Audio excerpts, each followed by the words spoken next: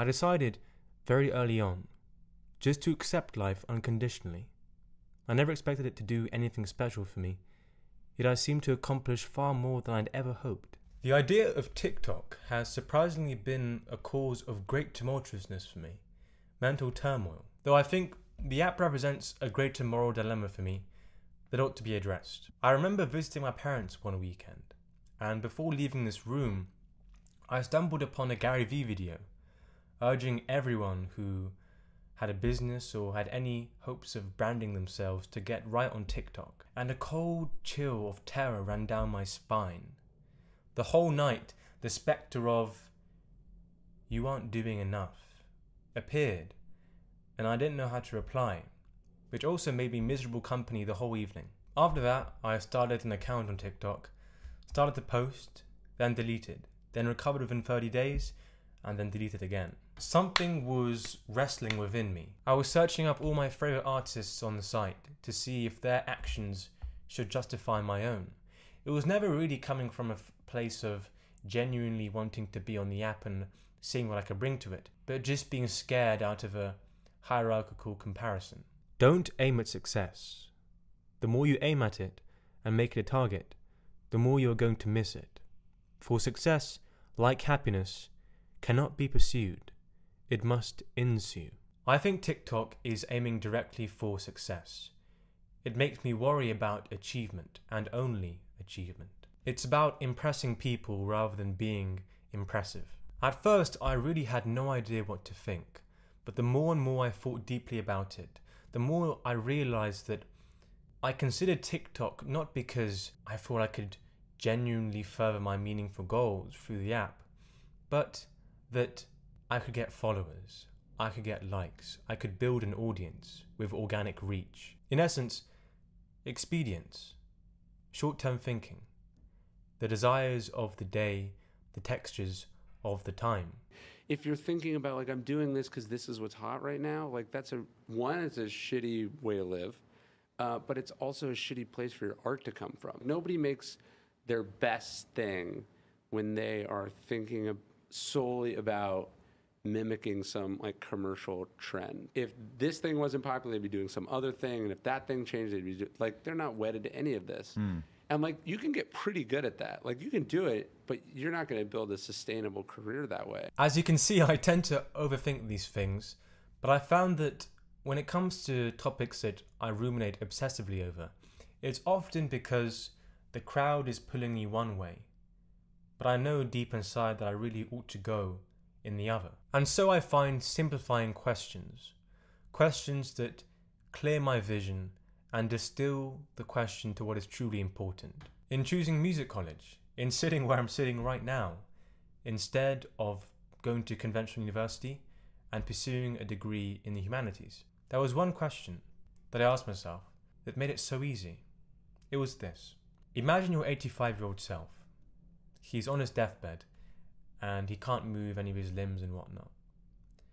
Which decision does he regret most? And once I asked that, it became so simple. This question that had been the cause of so much mental anguish over months and months was simplified. Of course, I have to go out there boldly and venture to make the most of my talents. And this brings us to TikTok.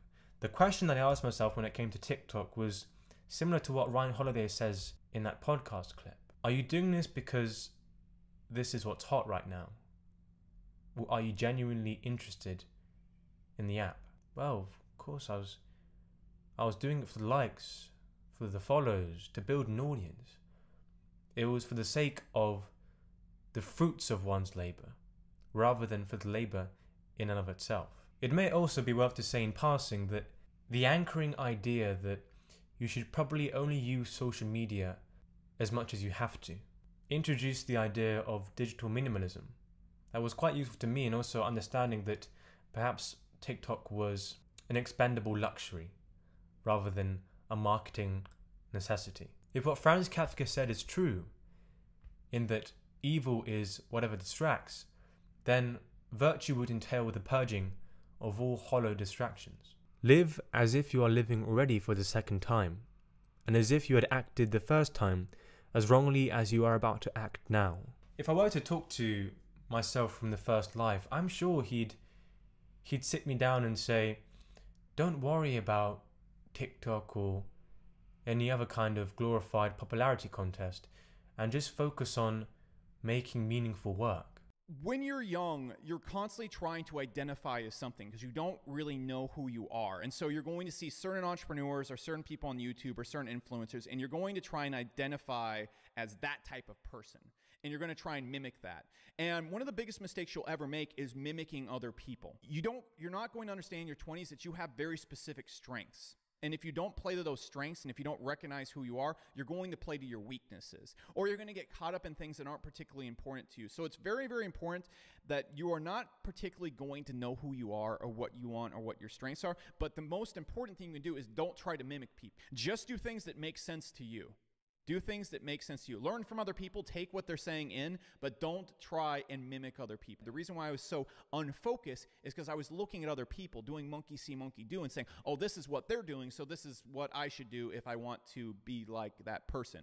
Big mistake. Instead, triple down on your weirdness and what makes you you. That's going to get you way more results. I think in some ways, to me, TikTok, this brand new platform, the one that everyone has to go on, it's been a crutch to me, I think psychologically. It says, oh, if I go on TikTok, then I'm guaranteed all of these followers. But it's just an attempt to shield your true self. If you're willing to let go of TikTok, then it means you really are out on your own, which you are anyway, but it removes the illusion that you aren't. I think perhaps the idea that any kind of new platform that allows people just to blow up out of nowhere, it provides a false sense of security. I suppose the perceived guarantee of exposure would just basically be a buffer to the genuine, excruciatingly small growth that you're going to have to go through if you want to build anything of lasting worth.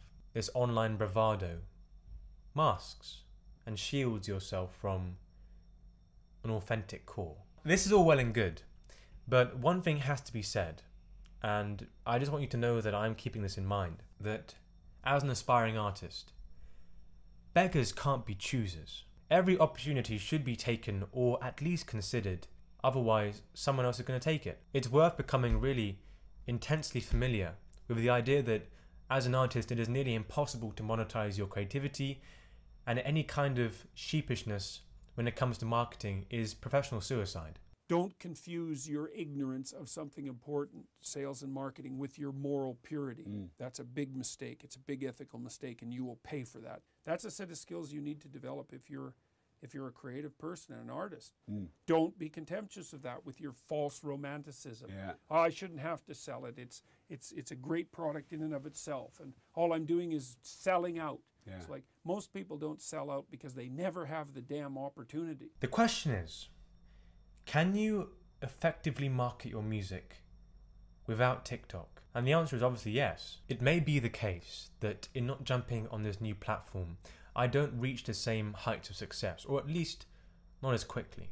But I think there is something to be said for how it is not only about whether or not you succeed, but also how you succeed. And I know that's so easy to say. I'm sure a few nights without food or struggling to pay rent would shake my convictions. But I think there is something to be said for retaining your self-respect. But I say this not in the way of the individual who preaches about his creative chastity in a supercilious tone like what Peterson talks about, but one with self-respect and a strident commitment to his values, as well as, of course, an awareness of the commercial side of creativity.